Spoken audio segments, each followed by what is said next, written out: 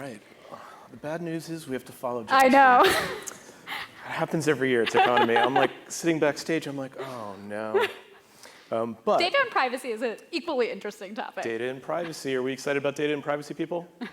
Yes. Yes. So let's talk about LiveRamp. I'm in the media industry, so I'm familiar with LiveRamp, but I was doing my research, I check on Wikipedia, and I'm told that LiveRamp is a SaaS company, that it does a quote, offers a quote, identity resolution platform. So what exactly does that mean? So I'm not going to go into a ton of detail, but basically what we do at LiveRamp is we help companies connect data so that they can make it useful. So a very tangible example is that we work with Fortune 500 brands, and they're trying to understand everything about their customer, and understand that the same person that's walking into their store is a person showing up on their website, is a person who's seeing an ad, the person who's calling into their call center to get product help, and all of these other areas and mediums of interaction, that all of these are happening to the same person. So we help companies pull together all of this data so that they can understand who their customer is. We do it in an anonymized way, and then we help them leverage that data so that they can personalize the next interaction that they have with that customer. And if you look at the world today, one thing that technology companies have done is really revolutionize the way that consumers expect to the relationship that consumers expect to have with brands. Consumers want every interaction to be a meaningful one. They want their data to be used in a way that's preserving trust, but they also want the experiences that they have to be incredibly personalized and relevant in the moment. And so what LiveRamp does is we're helping companies leverage the power of their data and bring that together to drive those meaningful experiences. So we'll get into some of the specifics, but you've been at LiveRamp since 2010. Yes. How has the business changed, the data business, over the course of the last 10 years? Yeah, it's kind of crazy. So there are very few people, I think, in the Bay Area that have been with the same company for 9 years. But I think what really has drawn me into this industry is just the rapid state of innovation and change. Back in 2010, there were online advertising was still relatively new, especially using data for advertising. Auctions were new, retargeting was new, and so there was not as much of an understanding about how data could be used to drive better targeted advertising and targeted personal experiences. And now the world is completely different. Everyone understands that there's data is being used in many different ways. There's a lot of fear that that's driven, and rightfully so, because there are many companies that have abused the way consumer data is used. But there's also a lot of opportunities that have been opened up, and a lot of ways that data has been used and is continuing to get used to drive very positive change in the world as well. So let's talk about how it's changed. I mean, I think most people are familiar with cookies. The Yes. internet's based on cookies, and you go to a website, they drop a cookie, and then you can get advertisements delivered to you based on the interest in the Yes. content or in the website in particular. How has that evolved, and what's coming next? So if you think about that example, the example of you going to a site and then having an ad follow you around, that's really using digital data in a digital context. What has changed about the world now is that brands can actually leverage data across every context. So they can understand what you're purchasing and how you're interacting with that customer or with that brand on a website or mobile app. You can bring all of that data together and then use that data in a way that creates a better relationship with that customer. So an example of that is if you're a retailer, you have catalogs of thousands of different products. And I'm sure all of you shop online sometimes or browsing through sites. There's so many options for things that you may want or be interested in. And brands are now actually able to leverage the full set of data about you to understand which products they should recommend to you.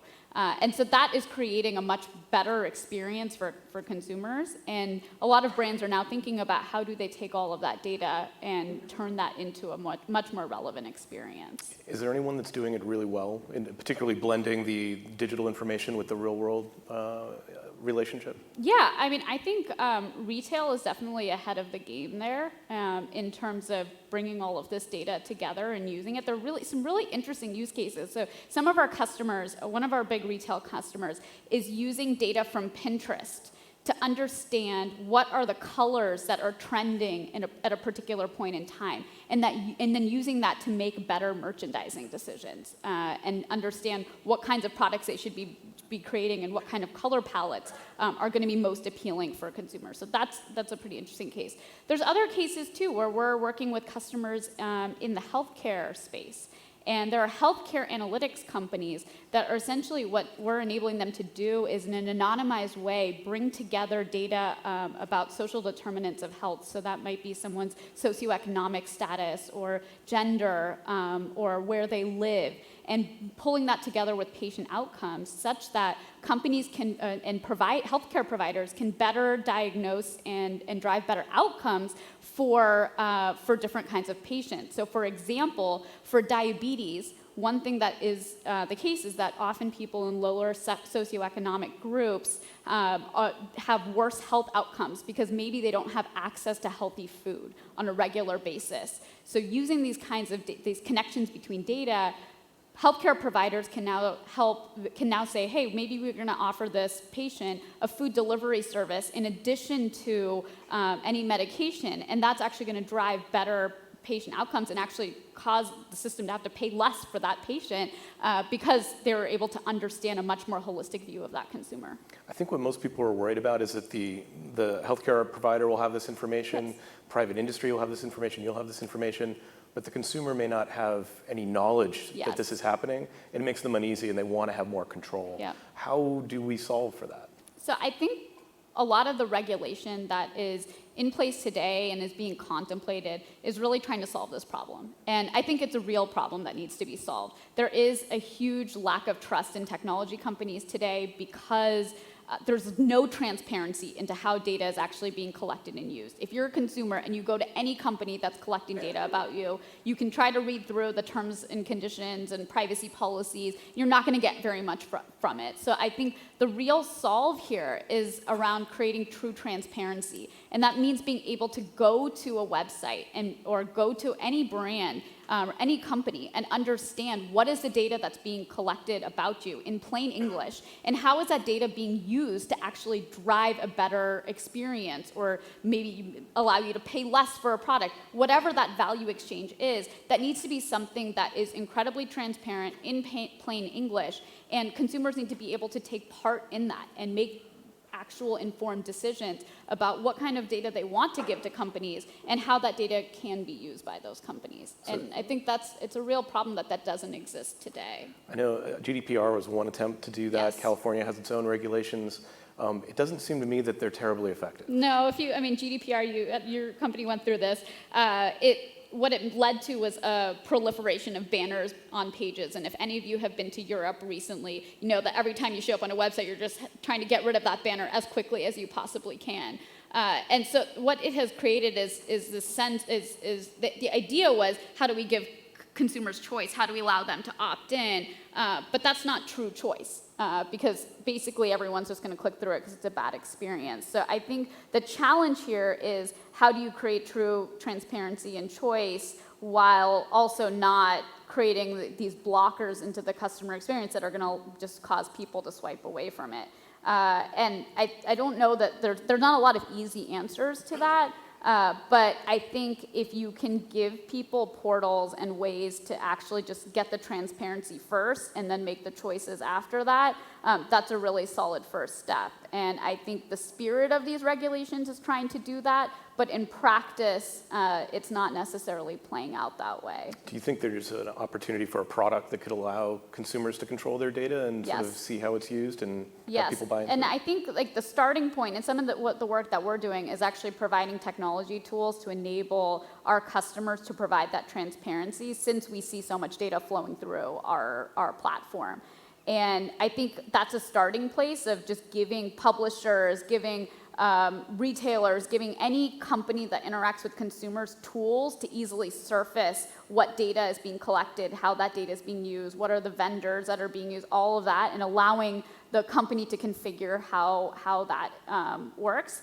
However, on the back end of that, there's a huge consumer education effort that has to take place. So when you're surfacing this information, the world is very complex, and it isn't easy to understand. Even if you write all of this in plain English, like if you don't really understand how the internet works, if you don't understand cookies, if you don't understand all of these technologies that are out there, how are you going to understand what and make an informed choice? So I think there's going to be a lot of steps that need to happen, and some of it is technology enabled, and some of it is just policy work that needs to happen. Some of it is just companies taking making a more concerted effort to educate their consumers a lot more. I think it would be amazing if there was some kind of central registry, like a do not call registry that actually works, where whether it's government owned or something else, where consumers can come in and can choose what is the contract that they want to have with the companies that they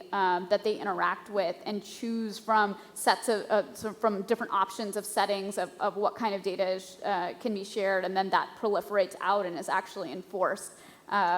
Unlike the do not call registry where you still get calls all the time. So that's it would be great to have those kinds of solutions. I think it's not going to start there. It's going to start with companies and start with tools for them before we can get to a place where there's more centralized offerings. Because the reality is that for GDPR and for CCPA, a lot of companies, including ours, have to do a massive amount of work to be compliant and to actually build all of the systems where you can propagate deletions, where you can surface all of this information. And it's kind of like, you're going to get in January, you're going to get the V1 version of these tools, and they will improve over time. And so I don't think that there's something like magically that's going to happen in a couple of months that's going to suddenly make everything transparent and make it easy for consumers to understand what's happening in this ecosystem. But there is a progression, and we will get there. What do you think is the thing that consumers most misunderstand about how their data is being used online? Well, the most common question that I get when I'm talking to someone and they hear that I'm somehow in the ads industry or data industry is, well, my wife and I were talking about buying a fan, and then we opened up Facebook and are suddenly seeing ads for fans. Is my phone listening to me? Yep. And the answer is your phone is not listening to you. So that's like the most tactical example. But I think like more philosophically, the reality is that we have a free internet today. And the reason we have a free internet is because there are ads, and advertisers are willing to subsidize that. And I think that's that concept of the proliferation of content, and even like the notion of free speech, it's connected to the ability to actually monetize all of this content in some way. And I think that gets lost in the conversation sometimes because advertising can sometimes be considered by consumers a dirty word, especially targeted advertising. And it actually is very powerful and can be used in very meaningful ways, and actually supports a system that is very beneficial for society. We have 20 seconds left. I'm not going to be able to go to questions. Okay. Real quick, in terms of politics, how are you working with the political campaigns? Yeah, so we've supported political campaigns in terms of enabling them to leverage data for targeting. I think what's been really interesting is that campaigns have been using these kinds of techniques in direct marketing for a very long time, and then they've leveraged the power of the internet to use that more broadly.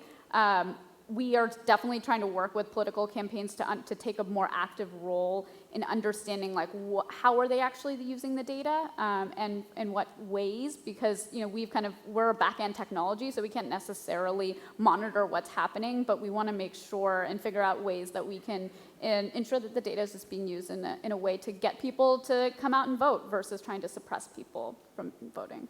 Very good. Annika Gupta, thanks so much.